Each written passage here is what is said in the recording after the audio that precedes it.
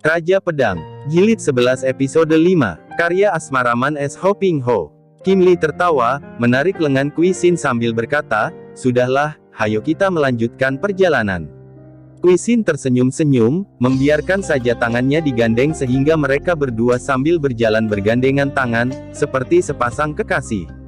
Tanpa dia sadari, Kui Sin sudah mulai roboh, masuk dalam perangkap yang dipasang gadis cantik itu. Terlalu pandai Kim Tao Tianli memikat dengan wajahnya yang cantik ataukah terlalu hijau Kui Sin dalam menghadapi kelihayan siasat wanita cantik. Dengan melalui perjalanan yang penuh kegembiraan bagi Kui Sin, kegembiraan hidup yang baru kali ini dia rasakan, akhirnya mereka tiba di Telaga Pokyang dan mereka berdua, seperti sepasang pengantin baru, berpesiar naik perahu di telaga ini. Sering kali Kui Sin terheran-heran melihat bahwa gadis ini ternyata mempunyai pengaruh besar di mana-mana. Ketika hendak memasuki daerah telaga, tampak serombongan tentara yang mencegat para pelancong, lalu memeriksa dengan teliti. Memang daerah ini terkenal sebagai daerah para tokoh pemberontak, maka pemerintah Mongol mengadakan penjagaan yang teliti. Akan tetapi ketika mereka ini melihat Choa Kim Lee, mereka memberi hormat dan tidak mengganggu gadis itu bersama Kui Sin. Dalam keheranannya Kui Sin bertanya apa sebabnya gadis ini seakan-akan memiliki kekuasaan. Akan tetapi Kim Lee hanya tersenyum dan berkata, "Cacing-cacing tanah macam mereka masih dapat mengenal orang baik-baik, itu masih untung. Andai kata mereka berani mengganggu kita berdua, apakah mereka akan dapat hidup terus dengan kepala menempel di leher?" Karena pandainya Kim Lee menjawab dan menyimpan pertanyaan, pandainya ia merayu, Kui Sin tidak mendesak terlebih jauh. Mereka berpesiar sampai puas di Telaga Pokyang yang amat indah itu. Sama sekali Kui Sin tidak tahu bahwa gerak-geriknya di telaga ini diketahui oleh calon mertuanya, Liem Ta ayah Liem Xian Hua. Dan seperti telah dituturkan di bagian depan, Liem Ta pulang sambil marah-marah dan menyatakan di depan puterinya bahwa pertunangan dengan Kui Sin diputuskan. Ketika Kui Sin menyatakan keinginannya kepada Kim Lee untuk menengok ke dusun Lem Bichung, ke rumah calon istrinya, Kim Lee tersenyum pahit dan berkata, "Guru adalah setingkat dengan ayah, kata-katanya harus ditaati. Kau hendak mentaati pesan gurumu, pergilah kau singgah ke rumah keluarga Liem. Akan tetapi aku tidak bisa ikut pergi ke sana. Selamat berpisah, Kui Koko. Harap kau tidak melupakan Choa Kim Lee." Setelah berkata demikian, sekaji meloncat gadis itu lenyap dari depan Kui Sin. Pemuda ini menyesal sekali dan hendak mengejar, akan tetapi dia maklum bahwa tak mungkin dia mengejar Choa Kim Lee yang berkepandaian lebih tinggi daripadanya. Dengan kecewa, kehilangan kegembiraan dan malas-malasan dia lalu pergi seorang diri ke Lem Bichung. Karena masih mengharapkan untuk dapat melihat Kim Lee kembali ke Poyang, dia tidak meninggalkan telaga itu sebelum menanti sampai 3 hari. Barulah dia pergi ke Lem Bichung setelah pada hari keempat dia masih belum melihat kembali Kim Lee. Dengan hati berat dia berjalan ke dusun Lem Bichung untuk menengok rumah Liem Xian Hua. Akan tetapi, apa yang dia dapatkan di rumah itu? Rumah yang tertutup dan tidak ada penghuninya. Masih ada tanda-tanda berkabung di depan pintu rumah kosong itu. Dapat dibayangkan betapa kaget hatinya ketika dia mendapat keterangan dari para tetangga bahwa calon mertuanya, Liem Ta, telah didatangi penjahat dan terbunuh ketika Liem Xian Hua sedang pergi. Sudah dituturkan di bagian depan bahwa Liem Xian Hua menyusui ke Pokyang untuk membuktikan dengan mata kepala sendiri penuturan ayahnya tentang Kui Sin dan seorang wanita.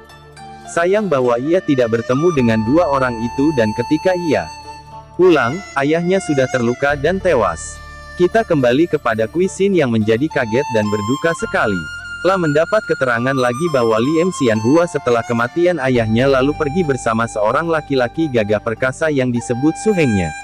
Kui Sin dapat menduga bahwa Liem Xian Hua tentulah pergi bersama seorang di antara 3 orang suhengnya, yakni orang-orang dari Hoa San Sieng. Betapapun juga, aku harus mencarinya, pikir Kui Sin. Kasihan sekali Xian Hua, aku harus menyatakan penyesalanku dan menghiburnya. Dalam berpikir demikian ini dia membayangkan wajah Xian Hua. Akan tetapi heran sekali wajah gadis itu berangsur-angsur berubah menjadi wajah Kim Lee yang tersenyum-senyum dan membujuk rayu.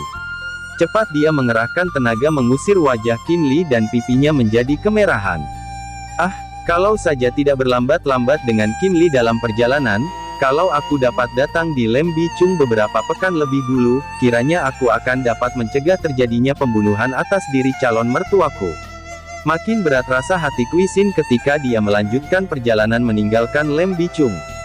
Tadinya dia sudah merasa kecewa dan murung karena Kim Lee meninggalkannya secara demikian saja tanpa memberitahu di mana dan kapan dia dapat bertemu kembali dengan gadis itu. Sekarang ditambah lagi dengan peristiwa menyedihkan yang menimpa keluarga calon istrinya, hati Kwi Sin menjadi sedih dan dia lalu mengambil keputusan untuk kembali saja ke Kunlun San. Pada suatu senja dia tiba di luar kota Lengqi. Di jalan itu sunyi sekali, tidak tampak seorang pun manusia. Kwi Sin berjalan dengan kepala tunduk. Dalam beberapa hari ini wajahnya nampak kurus dan agak pucat. Tiba-tiba dia mendengar benda menyambar ke arahnya. Sebagai seorang jago muda yang berkepandaian tinggi, keadaan tubuh pemuda ini selalu dalam keadaan siap siaga. Cepat dia miringkan tubuh dan tangannya otomatis menangkis, menyampok sambaran benda itu. Sebelum melihat ke arah benda yang dapat dia pukul jatuh, dia terengginas melompat ke arah dari mana benda tadi menyambar, matanya tajam mencari-cari. Akan tetapi tidak terlihat seorang pun manusia di sekitar tempat itu yang sudah mulai gelap itu.